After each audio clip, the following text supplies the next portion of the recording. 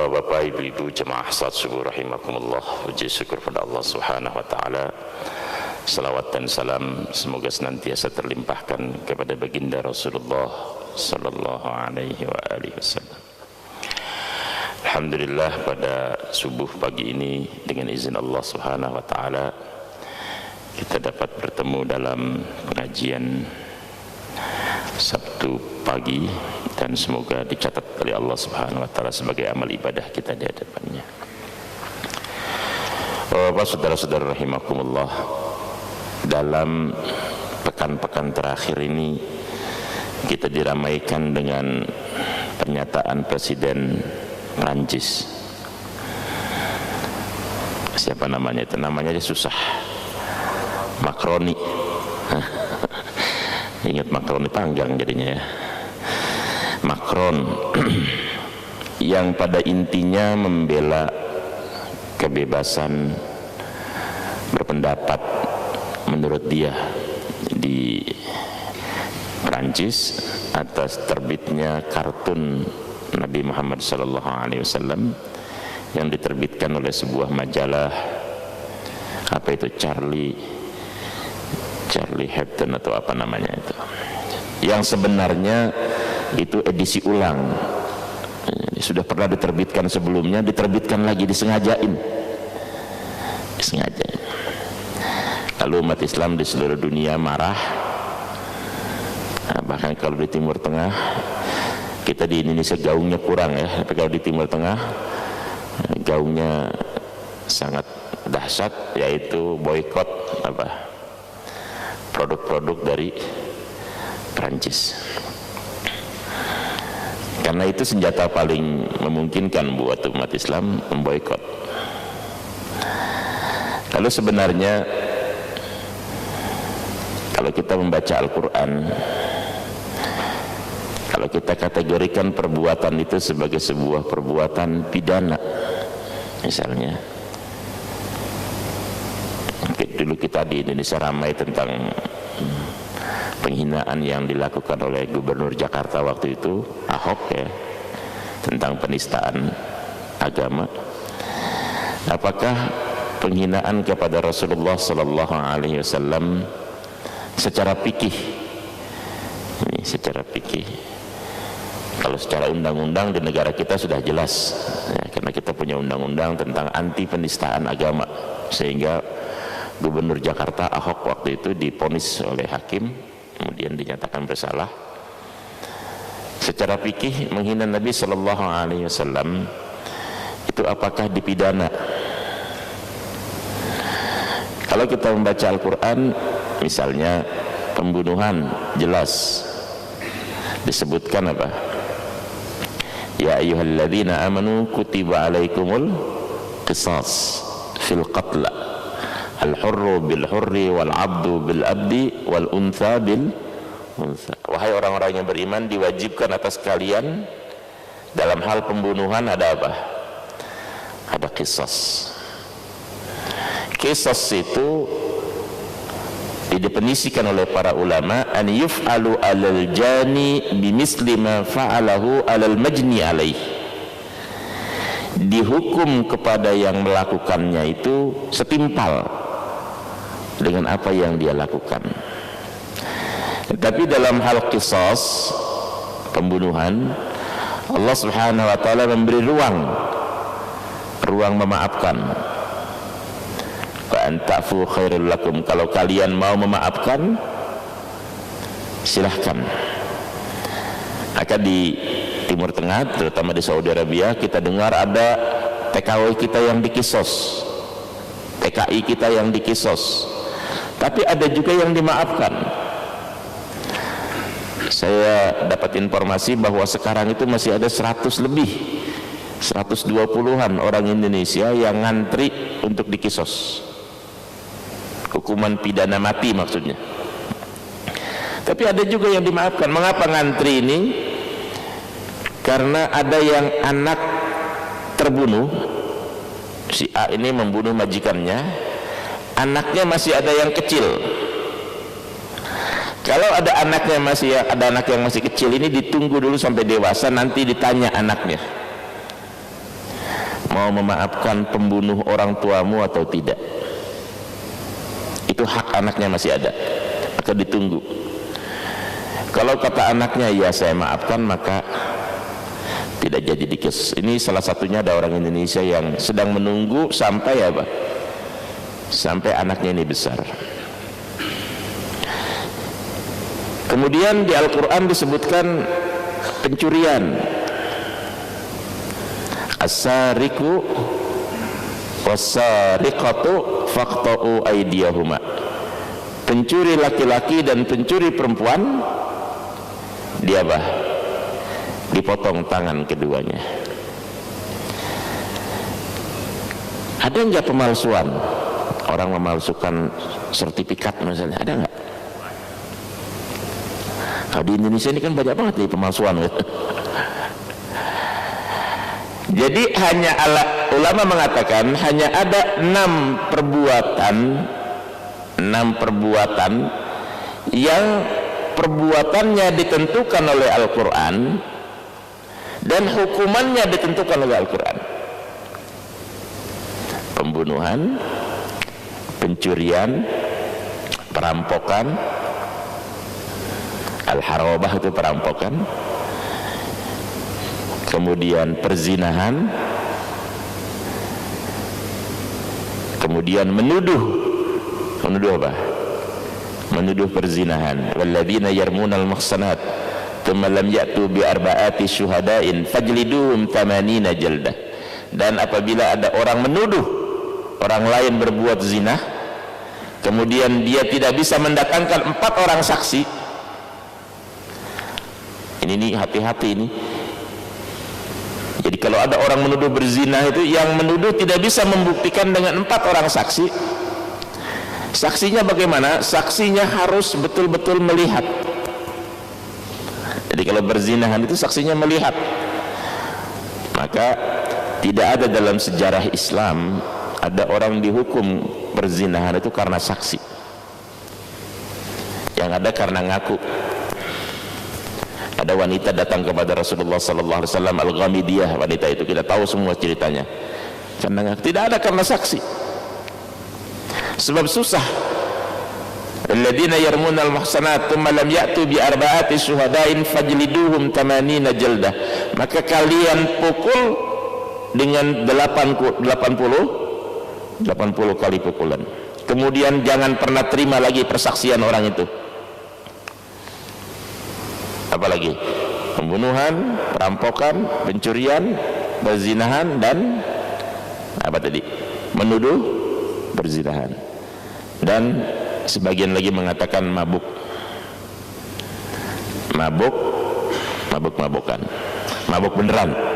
Nah, kalau mabuk-mabukan takutnya dibilang nggak mabuk beneran, mabuk, dipukul. Kalau pemalsuan tidak diatur. Nah, di antara perbuatan-perbuatan ini disebutkan, ini namanya kaedahnya dalam hukum fikih disebut sebagai hukum had. Hukum had artinya perbuatannya disebut oleh Al-Quran dan hukumannya ditentukan oleh Al-Quran. Kita tidak bisa intervensi. Kecuali tadi pembunuhan, Allah memberi ruang kepada ahli waris kalau mau memaafkan, itu saja. Maka ramai di Saudi Arabia tempo hari kasus pembunuhan Jamal Khashoggi. Yang dibunuh di mana? Yang dibunuh di Turki. Wartawan Saudi Arabia yang dibunuh di kedutaan Saudi Arabia, di konsulat Saudi Arabia di Turki. Itu dibunuh atau sedemikian, saya tidak tahu bagaimana secara pembunuhannya sampai jenazahnya tidak ditemukan. Nah, kepada pelakunya ini pada sidang yang terakhir kemarin di Saudi Arabia ada beberapa pelaku yang akhirnya dapat pembebasan, sehingga Saudi Arabia dikecam oleh dunia internasional karena dianggap tidak menegakkan keadilan. Kenapa dapat pembebasan? Karena ahli warisnya apa? Ahli warisnya memaafkan. tapi memaafkannya tanda petik ini, karena ada ongkosnya dan seterusnya. Di luar itu, di luar perbuatan-perbuatan itu kategorinya bukan lagi hukum had. Di luar itu namanya hukum jarimah at-ta'ziriyah. Perbuatan yang hukumannya, perbuatan dan hukumannya bukan Al-Quran yang menentukan, tetapi penguasa atau negara. Misalnya sekarang ini penyelundupan heroin. Penyelundupan heroin akibatnya lebih besar dari sekedar pencurian. Maka boleh negara menentukan hukumannya. Hukumannya boleh maksimal hukuman mati. Karena apa? Karena akibat dari penyelundupan heroin itu lebih dahsyat dari sekedar pencurian, walaupun tidak diatur di dalam Al-Quran, karena dia merusak masyarakat, maka dia dihukum apa? Dihukum mati. Kira-kira kalau korupsi pantas nggak dihukum mati dalam Islam nih?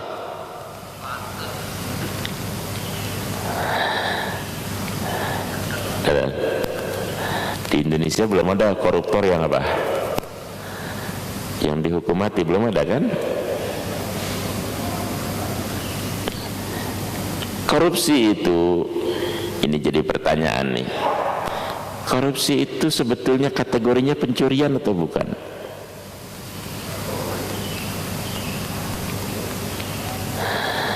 Kenapa tidak diatur bab pencurian di Indonesia, tapi diatur sendiri apa?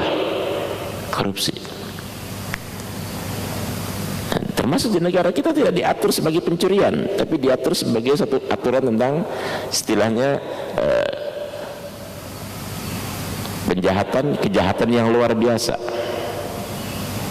Jadi ada 5 di Indonesia diatur kejahatan yang luar biasa: terorisme, korupsi, kemudian human trafficking, perdagangan manusia, kemudian apalagi ethnic cleansing kalau ada, tapi tidak ada di Indonesia ethnic cleansing. Tapi korupsi tidak diatur sebagai pencurian, karena korupsi terutama di Indonesia harus memenuhi unsur kerugian negara. Jadi harus ada melawan hukum, harus ada kerugian negara. Kalau pencurian, sekali orang mencuri handphone saya, kemudian saya melapor polisi, besoknya dia minta maaf, gugur tidak perbuatannya? Kemudian dia minta maaf, dia kembalikan handphone saya atau dibelikan yang lebih baru, tetap terjadi apa? Tetap perbuatannya sebagai pencurian walaupun diganti. Tapi kalau korupsi, kalau belum ketahuan sama negara uangnya dipulangin, atau begitu diaudit sama auditor uangnya dipulangin, maka unsur kerugian negaranya hilang, korupsinya nggak jadi. Jadi diambil rame-rame, begitu ketahuan oleh negara, oleh pemerintah, oleh masyarakat, oleh aktivis anti korupsi, kemudian rame-rame ngembaliin, maka korupsinya apa? Korupsinya batal katanya, karena unsur kerugian negaranya tidak terpenuhi. Itu terjadi di negara kita. Nah, korupsi ini di Saudi Arabia atau di negara muslim lainnya juga tidak diatur dengan potongan hukuman potong tangan. Juga tidak diatur dengan apa? Hukum potong tangan.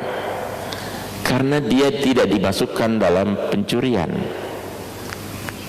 Sebab pencurian itu harus, yang disebut pencurian itu tidak boleh ada subhatul milik, subhah kepemilikan. Ini jelas handphone saya, kalau ada orang mengambil, dia mencuri karena ini murni milik saya. Tapi kalau korupsi, yang mencuri uang negara itu juga bayar pajak misalnya, maka di sana dianggap ada subhat kepemilikan dia di situ, sekecil apapun. maka dia tidak dikategorikan dalam potong tangan. Waktu itu di Saudi Arabia ramai ketika para pangeran ditangkap oleh siapa? Oleh Pangeran Muhammad yang sekarang anaknya Raja Salman, ditangkap, dipenjara. Tapi di penjaranya jangan kita bayangkan di Cipinang, di penjaranya di hotel-hotel, karena yang ditangkap nih pangeran. Salah satunya Pangeran Walid Ibnu Talal. Pangeran Walid ini ditangkap, kemudian disimpan di Marriott Hotel. Disimpan di Marriott Hotel. Kebetulan dia pemilik hotel Holiday Inn. Jadi selama di hotel kurang lebih 3 bulan disimpan di hotel Marriott, dia mengatakan, saya beruntung jadi saya belajar manajemen dan pengaturan hotel Marriott, sebab lawan saya pemilik hotel Holiday Inn. Tapi ini cara di Arab untuk ngembaliin uang korupsi. Rupanya walaupun disimpan di hotel tetap juga gerah. Akhirnya mereka balik ngembaliin uang korupsi. Pangeran Walid ini, Bapak Ibu sekalian, Pangeran Walid ini anaknya Pangeran Talal. Pangeran Talal ini salah satu anak dari pendiri kerajaan Arab Saudi, yaitu siapa? Yaitu Muhammad bin Abdul Aziz As-Saud. Pangeran Talal tidak bisa jadi raja di Saudi Arabia karena di masa mudanya dulu bandel dan membawa lari uang negara, kemudian menikah dengan orang Libanon, lahirlah anaknya ini Pangeran Walid. Pangeran Walid sekarang yang punya stasiun televisi CNN, punya Twitter, punya. Jadi kalau bapak-bapak menggunakan Twitter itu yang untung Pangeran Walid.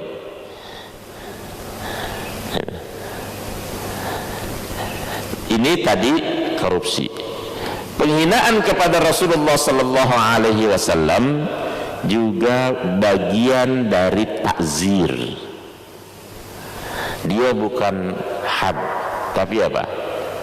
Takzir. Jadi ahkamul had ini 6 ini tadi. Tapi kalau penghinaan kepada Nabi sallallahu alaihi wasallam masuknya kategorinya takzir. Nah, takzir ini negara yang menentukan. Nah, masalahnya kalau yang menghinanya Presiden Prancis, tidak mungkin kita menghukum Presiden Prancis. Karena apa? Karena wilayahnya di luar wilayah umat Islam, tidak punya kemampuan umat Islam, negara mereka. Maka cara paling efektif adalah apa? Memboikot perdagangannya. Oh, ternyata misalnya air mineral saja kita dari Prancis yang punya. Ini alhamdulillah sekarang sudah ada wakaf air di masjid-masjid, sudah ramai. Mineral kita bergantung pada Prancis. Contoh sederhana. Dan mungkin kita sudah di beberapa rumah tangga sudah sangat tergantung, minumnya pakai air mineral. PDAM-nya nggak bisa jadi air minum misalnya. Minumnya pakai air mineral, di perjalanan pakai air mineral, sampai di kantor pakai air mineral. Sudah. Nah, itulah yang dilakukan oleh negara-negara Timur Tengah terkait dengan apa? Terkait dengan pernyataan Presiden Prancis tadi. Lalu kalau mereka bisa melakukan boikot itu, sementara kaedah dasarnya orang yang menghina Rasulullah sallallahu alaihi wasallam itu, ada ulama yang berpendapat sangat keras. Ini karena tadi tidak diatur dalam Al-Quran secara rinci, maka ada ulama yang berpendapat sangat keras seperti Ibnu Taimiyah.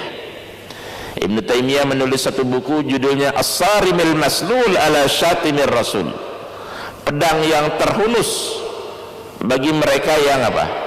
Menghina Rasulullah sallallahu alaihi wasallam. Maka beliau sangat keras. Tapi ada juga ulama yang berpendapat lain lagi. Karena tadi saya katakan apa? Karena tadi saya katakan dia bukan ahkamul hudud yang aturan perbuatannya dan aturannya diatur oleh Al-Quran secara detail.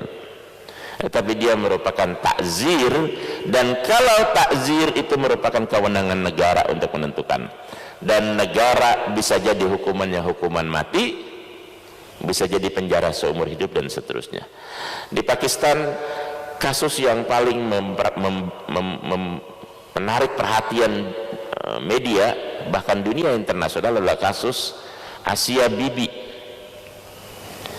Asia Bibi ini juga hubungannya dengan kekerasan, dengan fundamentalisme.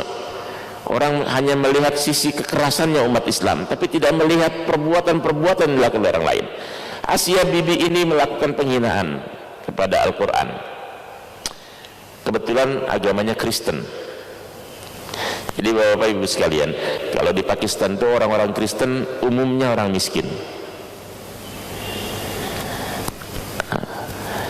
Kurang lebih sekitar 90% penduduk Pakistan itu Islam, 10% itu dari agama yang berbeda. Dari 10% itu dalam sistem konstitusi mereka, DPR itu 90% kursinya wajib orang Islam, 10% kursi itu dialokasikan untuk minoritas. Jadi tidak boleh orang Kristen begitu misalnya, atau orang dari agama lain, Hindu, Buddha, mencalonkan diri untuk jadi DPR melebihi batasan berapa? 10%.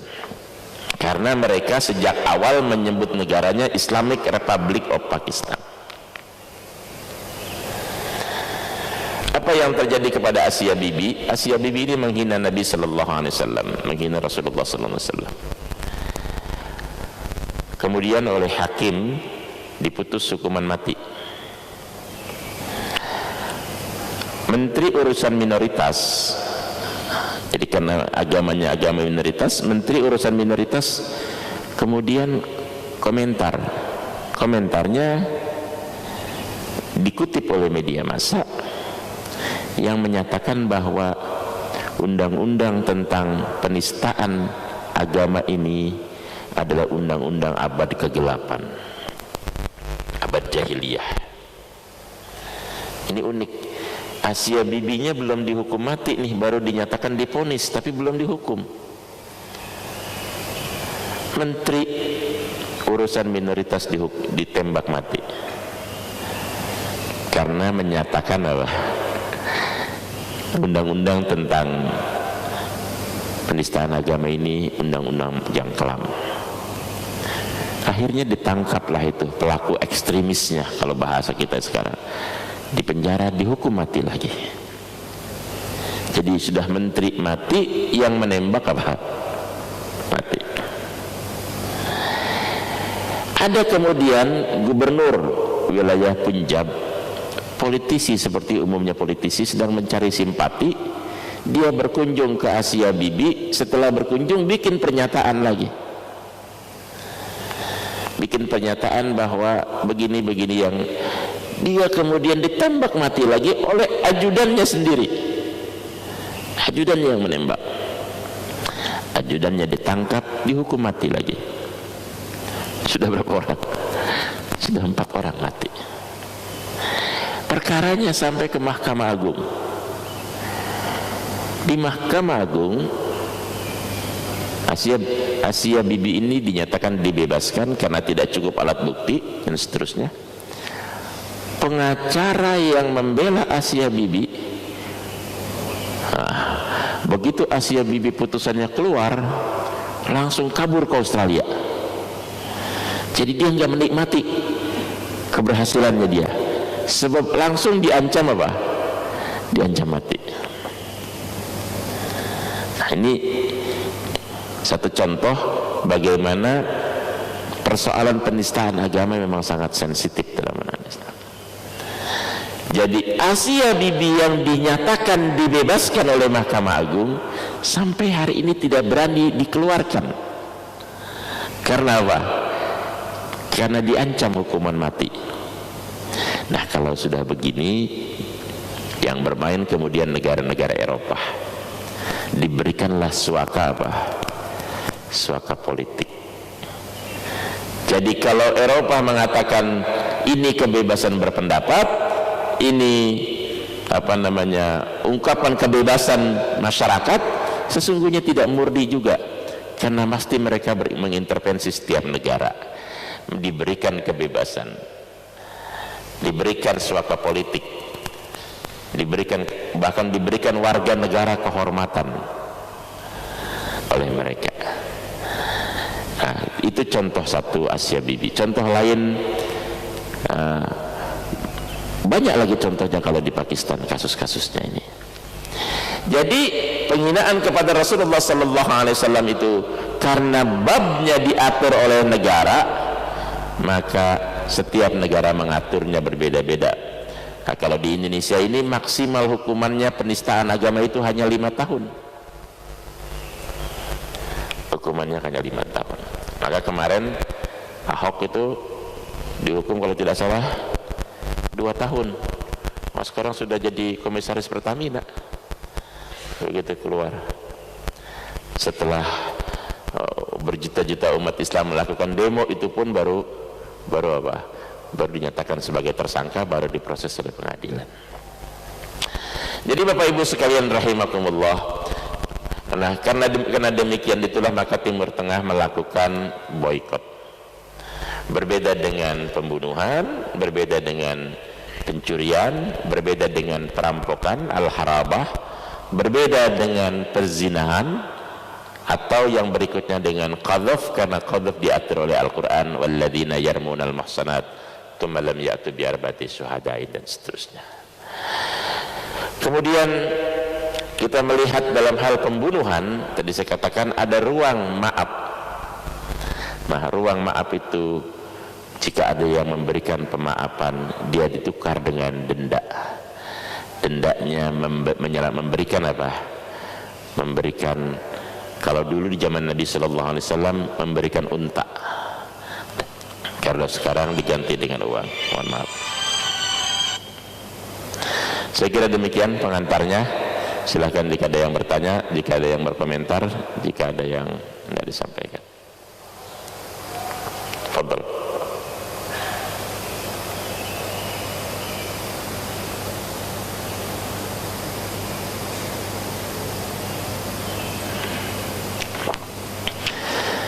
Silakan Bapak-bapak sekalian.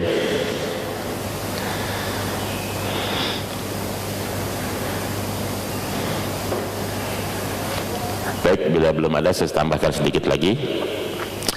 Maka pembunuhan dalam Islam itu atau penistaan dalam Islam itu seperti yang dilakukan oleh pemerintah atau Presiden Prancis itu kategorinya adalah kalau dalam bahasa Inggris disebut defamation, dalam bahasa agama disebut sebagai qadhaf, yaitu menghina kemuliaan Rasulullah sallallahu alaihi wasallam, menuduh Rasulullah sallallahu alaihi wasallam dan lain sebagainya. Dan Prancis ini terakhir kemarin Mahathir Muhammad menulis di akun beliau di Facebook dan di Twitter tentang Presiden Prancis, tapi yang terjadi kemudian oleh Twitter dan Facebook dihapus tulisannya Pak Mahathir karena dianggap menganjurkan kekerasan. Jadi sebetulnya Eropa itu mengaku kebebasan berpendapat, kebebasan ekspresif, tapi begitu ada yang menulis ini dihapus. Nah, ini juga kan berarti tidak ada kebebasan berpendapat. Nah, itu double standard yang mereka punya. Mahathir hanya mengatakan kalau umat Islam itu mau keras, sebetulnya umat Islam itu bisa minta kisos kepada Prancis. Karena apa?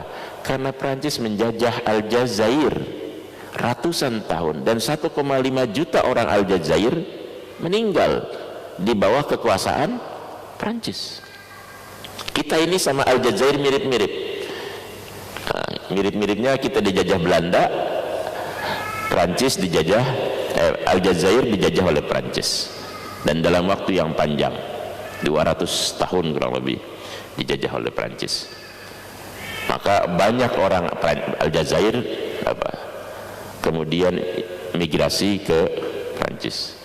Bukan cuma Aljazair, Arab yang dekat dengan Afrika itu sudah Prancis jatahnya. Aljazair, Tunisia, kemudian Senegal di bawah Prancis. Yang tidak dijajah oleh Eropa itu cuma Saudi Arabia. Kenapa tidak dijajah? Sebab Saudi Arabia di atasnya dulu belum nggak ada apa-apanya, tidak punya harta apa-apa. Saudi Arabia baru mulai kaya sejak tahun 1970 ketika ditemukan minyak. Jadi orang Saudi itu baru mulai kaya kurang lebih 40 tahun yang lalu, 50 tahun yang lalu. Sebelumnya Saudi Arabia miskin, semiskin-miskinnya. Maka orang Indonesia kalau datang pergi haji disambut oleh orang Arab, karena orang Indonesia dianggap membawa berkah buat mereka, rahmat. Sampai perempuannya dipanggil Siti Rahmah. Sampai hari ini kita kalau haji bawa ibu-ibu dibilang apa? Siti Rahmah. Karena orang Indonesia baik-baik, datang dari Indonesia pergi haji dulu zaman pakai kapal laut, pakai layar, datangnya bawa cabai, datang bawa lada, datang bawa rempah-rempah yang semuanya tidak ada di Arab, dan mereka sangat miskin. Baru ditemukan minyak tahun 1970, itu pun menterinya bukan orang Arab, menterinya orang Yaman, namanya adalah Muhammad Zaki Yamani. Jadi tidak menarik buat Eropa menjajah Arab Saudi. Tetapi walaupun begitu, tetap dihancurkan khilafah Turki Utsmani dengan cara memodali gubernur Arab untuk menyatakan keluar dari Turki Utsmani. Siapa gubernurnya? Gubernurnya Muhammad bin Abdul Aziz Al-Saud. Muhammad bin Abdul Aziz Al-Saud ini gubernur wilayah Madinah. Gubernur wilayah Mekah itu kakeknya Raja Abdullah yang dari Yordania, kakek buyutnya beliau. Jadi kakeknya Raja Abdullah yang Yordania itu gubernur wilayah Mekah, gubernur wilayah Madinah itu Muhammad bin Abdul Aziz As-Saud. Kemudian mereka menyatakan keluar dari khilafah Turki Utsmani. Setelah keluar dari khilafah Turki Utsmani, yang mengasih modalnya adalah Inggris, yang memodalinya adalah Inggris. Jadi wilayah Arab Afrika dimodali oleh dijajah oleh Prancis. Kemudian wilayah Arab selain itu, misalnya Uni Emirat Arab yang sekarang sangat kaya, dijajah oleh Inggris. Dijajah pun bukan berarti diambil, karena tidak ada apa-apanya, tidak ditemukan apa-apa. Baru ditemukan minyak di tahun 1970-an, baru kemudian menjadi kaya raya. Saudi Arabia karena tidak punya aset apa-apa, tidak ada yang bisa dijajah, maka dimodalilah agar keluar, menyatakan keluar diri dari dari khilafah Turki Utsmani. Wilayah India, Pakistan, Bangladesh semua dijajah oleh Inggris. Maka Eropa itu peradabannya peradaban yang memusuhi umat Islam. Dulunya sangat memusuhi umat Islam. Harta-harta umat Islam dibawa lari. Dari India itu, kerajaan India itu kerajaan Muslim.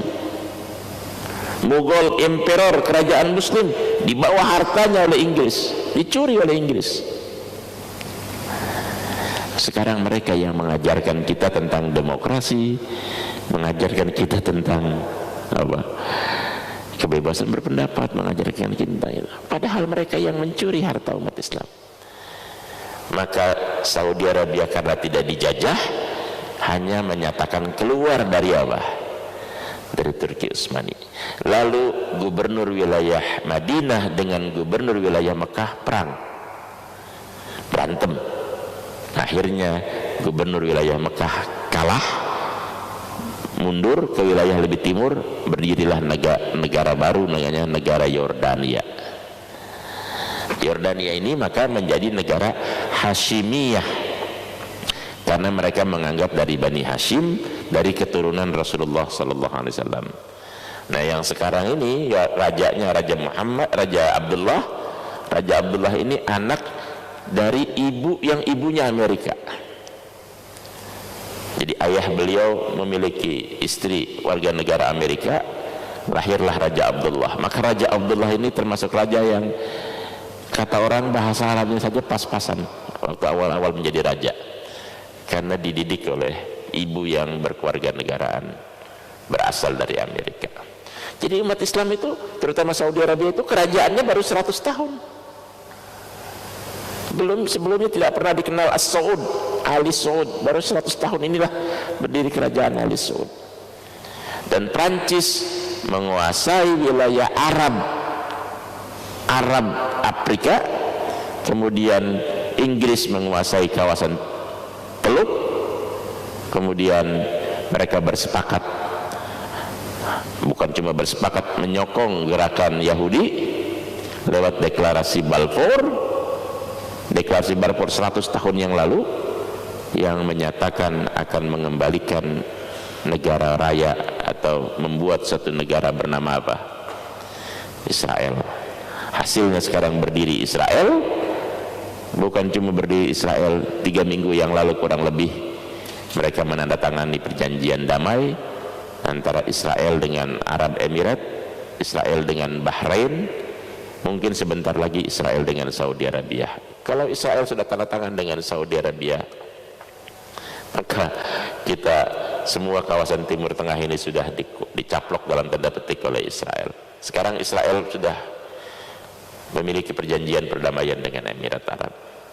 Jadi wilayah Arab ini pertama secara politik sangat bergantung kepada Amerika karena kekhawatiran diserang oleh Syiah, diserang oleh Iran.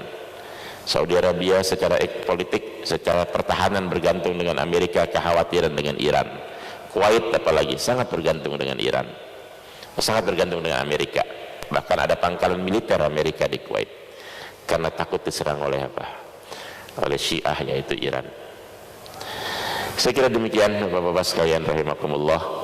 Mohon maaf jika topiknya jadi kemana-mana.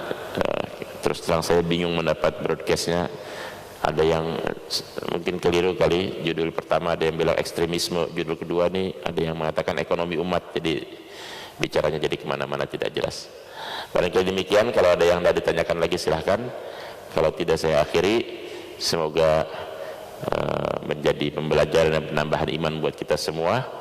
Sekali lagi saya katakan bahwa Rasulullah SAW kemuliaannya tidak akan berkurang sedikit pun, walaupun orang-orang dari negara-negara kafir itu menghina Rasulullah SAW. Buat kita Rasulullah SAW seperti yang dalam satu hadis ketika ada seorang sahabat, kalau tidak keliru Abu Bakar As-Siddiq, mengatakan, ya Rasulullah, aku telah mencintaimu dengan segala kemampuanku, dari lubuk hatiku, tetapi aku belum bisa mencintaimu melebihi diriku sendiri. Rasulullah SAW mengatakan, salah kalau begitu, engkau harus mencintai aku bahkan melebihi dirimu sendiri. Itulah kecintaan kita kepada Rasulullah SAW, dan kita berharap pada hari kiamat nanti mendapat syafaat dari beliau. Amin Allahumma amin. Dan terakhir kita bermohon kepada Allah Subhanahu wa taala semoga kita selamat dari wabah Covid ini. Rasulullah SAW mengatakan, tana'u ummati bit-ta'ni wat-ta'un. Sebagian besar kematian pada umatku itu disebabkan dua hal. Yang pertama, at-ta'an, perang. Umatku banyak yang meninggal karena perang. Yang kedua, kata Nabi, at-ta'un. Di zaman itu sahabat tidak mengerti apa ta'un. Kata sahabat, faqila lahu ya Rasulullah arafna at-ta'an wa ma huwa at-ta'un. Ya Rasulullah, kita tahu itu perang, tapi ta'un itu apa? Ta'un itu, kata Nabi SAW, wahzu a'daikum minal jinni wa fi kulli syahadain wa fi kulli syuhadain. Ta'un itu adalah pukulan musuh kalian dari bangsa jin. Pukulan musuh kalian dari bangsa jin, dan yang meninggal, kata Nabi SAW, dia mendapatkan syahid di hadapan Allah Subhanahu wa taala. Mungkin sekarang sederhananya kita, ini mungkin pembahasan di waktu yang berbeda, mungkin sederhananya kita sekarang kenal virus, ya kan, disebut virus dan seterusnya. Tapi Rasulullah SAW mengatakan, wahzu a'daikum minal jin, pukulan dari musuh kalian dari bangsa jin, dan siapa yang meninggal dia mendapatkan syahid di hadapan Allah Subhanahu wa taala. Dari banyak dokter yang meninggal, suster yang meninggal, masyarakat umum yang meninggal, kita doakan semoga mereka mendapatkan syahid di hadapan Allah Subhanahu wa taala. Dan kita ini terbebas dari wabah ini, terbebas dari taun ini. Satu lagi, Nabi sallallahu alaihi wasallam mengatakan, ataniya Jibril bil huma wat taun. Jibril datang kepadaku mengabarkan dengan dua penyakit. Yang pertama demam, kata beliau. Yang kedua wabah. Fa amsakatil huma bil Madinah, ditinggalkan penyakit demam itu di Madinah. Wa arsalatit taun ila Syam, kemudian kata beliau dikirim penyakit wabah itu ke negeri Syam. Maka di zaman Nabi tidak ada wabah.